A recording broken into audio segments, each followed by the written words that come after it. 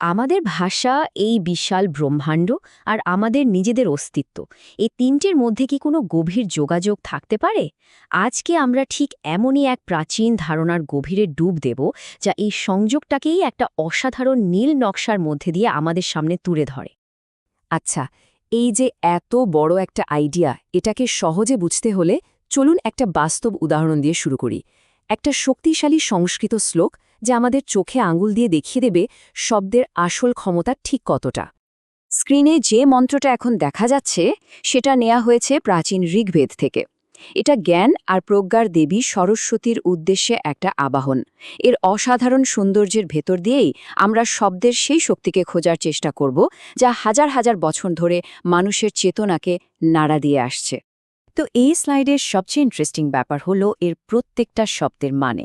দেখুন, চৌধুরী ত্রি মানে যিনি প্রেরণা দেন, সুনৃতা নামের মানে হল সুন্দর আর সত্যি কথা, চেতনটি হলেন তিনি যিনি জাগিয়ে তোলেন, আর সুমতি নাম মানে ভালো চিন্তা বা মহৎ মন, আর শেষে যজ্ঞং দধে মানে তিনি পবিত্র কর্মকে ধারণ করেন। খেয়াল করে দেখুন কিভাবে প্রত্যেকটা শব্দ মিলেমিশে সত্যি আর কর্মের মধ্যে একটা ব্রিজ তৈরি করছে। তাহলে ব্যাপারটা কি দাঁড়ালো? যখন আমাদের কথাগুলো হয় সত্যি আর আমাদের চিন্তাগুলো হয় মহৎ, তখন আমাদের জীবনের প্রত্যেকটা কাজই একটা পবিত্র যজ্ঞ বা নিবেদনে পরিণত হয়। এটা শুধু সুন্দর একটা কবিতা নয়, এটা আসলে উদ্দেশ্য, কথা আর কাজের মধ্যে একটা গভীর সংযোগ তৈরির এক প্র্যাকটিক্যাল উপায়। কিন্তু ভাবুন তো একবার, যদি এই আইডিয়াটা শুধু একটা মেটাফর বা রূপক না হয়, যদি শব্দ সত্যি সত্যি বাস্তবতাকে গড়ে তুলতে পারে আর এর পেছনে একটা ডিটেইলড কসমিক ম্যাপ বা মহাজাগতিক মানচিত্র থাকে, ঠিক এই প্রশ্নটাই কিন্তু আমাদের আজকের আলোচনার একেবারে কেন্দ্রে।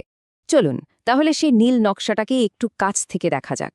এমন একটা নকশা যা এই মহাবিশ্বের একদম সূক্ষ্ম ভাইব্রেশন থেকে শুরু করে আমাদের এই চেনা বাস্তব জগৎ পর্যন্ত সবকিছুকেই ব্যাখ্যা করে। এই যে মহাজাগতিক মানচিত্রের কথা বলছি, এর একটা নাম আছে। একে বলা হয় ষডধ্বা। সংস্কৃতের মানে হল ৬টি পথ।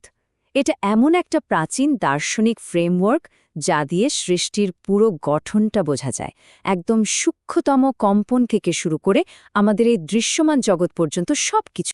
এবার তাহলে এই ৬টা পথকে একটু ভেঙে ভেঙে দেখা যাক, যাতে পুরো ব্যাপারটা আমাদের কাছে পরিষ্কার হয়ে যায়।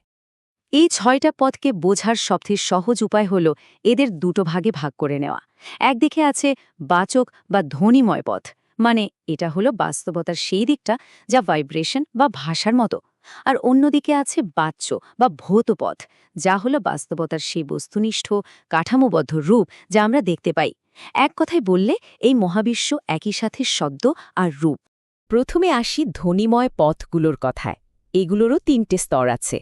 একেবারে বেসিক লেভেলে আছে বর্ণ, মানে ভাষার মূল ধ্বনি। এরপর সেগুলো মিলে যখন অর্থপূর্ণ শব্দ তৈরি হয়, সেটা হলো পদ। আর সব শেষে আসে মন্ত্র, এমন শক্তিশালী শব্দ বা ধ্বনি যা দিব্য শক্তিকে নিজের মধ্যে ধারণ করে। ভাবুন তো কিভাবে শুধু শব্দ দিয়ে ধাপে ধাপে বাস্তবতা আমাদের সামনে খুলে যাচ্ছে। ঠিক একইভাবে ভৌত পথগুলো ৩টে স্তরে সাজানো। কলা হলো সেই সূক্ষ্ম এনার্জি যা সৃষ্টিকে কন্ট্রোল করে, অনেকটা অ্যাটমের ভেতরের শক্তির মতো। তত্ত্ব হলো সেই ৩৬টা কসমিক প্রিন্সিপাল বা নীতি যা দিয়ে বাস্তবতা তৈরি, যেমন ধরুন স্থান বা কাল। আর ভুবান হলো অস্তিত্বের বিভিন্ন স্তর বা জগৎ, আধ্যাত্মিক জগৎ থেকে শুরু করে আমাদের এই চেনা পৃথিবী পর্যন্ত। কিন্তু এই যে এত বড় একটা কসমিক ম্যাপ, এর আসল মানেটা কি? এটা আমাদের জীবনের সাথে কিভাবে সম্পর্কিত? চলুন এটাই এখন দেখি। আর সবচেয়ে গুরুত্বপূর্ণ ব্যাপারটা কি জানেন? এই ৬টা পথ কিন্তু আলাদা কিছু না। এরা একে অপরের সঙ্গে এমনভাবে জড়িয়ে আছে যে কোনো একটা পথের মাধ্যমে যদি সত্যকে উপলব্ধি করা যায়, তাহলে বাকি সব পথ থেকেও মুক্তি পাওয়া সম্ভব। এটা একটা কমপ্লিট হোলিস্টিক সিস্টেম। শ্রদ্ধাই কিন্তু আধ্যাত্মিক উন্নতির জন্য একটা পরিষ্কার রোড ম্যাপ দিয়ে দেয়। যেমন মন্ত্রে ভাইব্রেশন আমাদের শরীরের ভেতরের এনার্জি চ্যানেলগুলোকে শুদ্ধ করে। বিভিন্ন রিচুয়াল বা আচার অনুষ্ঠান সে কসমিক এনার্জিকে একটা নির্দিষ্ট দিকে চালিত করে, আর এর ফলেই কুণ্ডলিনী নামের যে অভ্যন্তরীণ শক্তি সেটা জেগে ওঠে আর আমাদের ব্যক্তিগত চেতনাকে মিলিয়ে দেয় এই মহাবিশ্বের সার্বজনীন চেতনার সঙ্গে। আর এটাই আমাদের শর্তব্যার মূল শিক্ষায় নিয়ে আসে।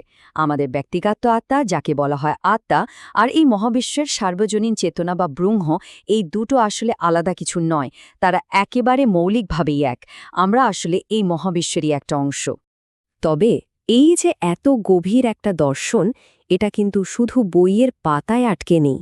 এটা জীবন্ত হয়ে উঠেছে আমাদের শিল্পে, আমাদের স্থাপত্যে। এখানে দুটো জিনিস গুলিয়ে ফেললে চলবে না। সর্দহা হল সেই দার্শনিক আইডিয়াটা, অনেকটা একটা দেশের ম্যাপের মতো। আর সর্ধমণ্ডল হল সেই আইডিয়ার উপর ভিত্তি করে তৈরি করা একটা পবিত্র ডিজাইন বা জ্যামিতিক চিত্র, যা ওই 6টা পথকে আমাদের চোখের সামনে ফুটিয়ে তোলে। এর একটা অসাধারণ উদাহরণ হল কোণার্কের সূর্য মন্দির।